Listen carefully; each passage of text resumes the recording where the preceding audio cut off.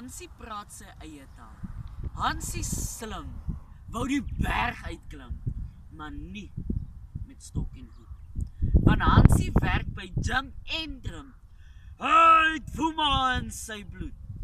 Mamma lief vir sy paai intens, klein Hansie het verkas. Sy bly die hele dag hardop wens, dat Hansie by die huis nog was. Sy 50 cc skeer die pad se teer. Sy jeans span lekker styf. Die poppie smaak sy elke en die wyntjie kam sy kuif.